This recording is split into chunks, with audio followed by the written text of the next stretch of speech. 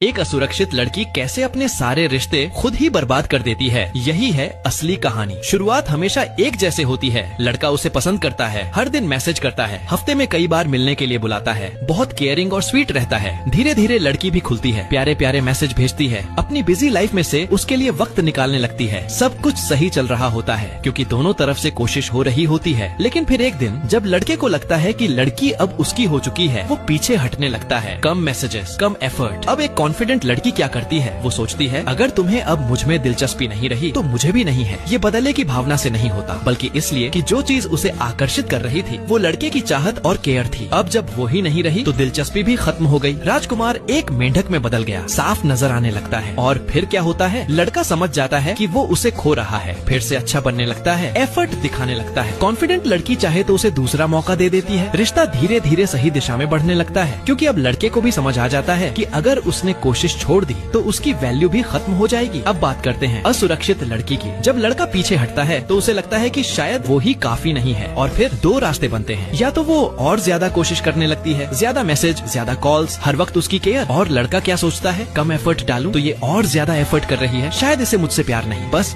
किसी से भी अटेंशन चाहिए। वो और भी दूरी बनाने लगता है। लड़की और घबरा जाती है, खुद को ही दोष देती है और दोगुनी कोशिश करने लगती है। यहीं से कहानी बिगड़ने लगती है। या फिर दूसरा रास्ता, लड़का उसे हल्के में लेने लगता है और लड़की उसे और डिस्काउंट देने लगती है। तुम मत आना, मैं खुद आ जाऊंगी, डिनर छोड़ो, घर पर मिल लेते हैं, जब भी फ्री हो बताना। धीरे धीरे लड़का इतना बिजी हो जाता है कि एक दिन गायब ही हो जाता है और लड़की सोचती रह जाती है अगर उसे साथ नहीं रहना था तो साफ क्यों नहीं कहा। लेकिन तब तक बहुत देर हो चुकी होती है।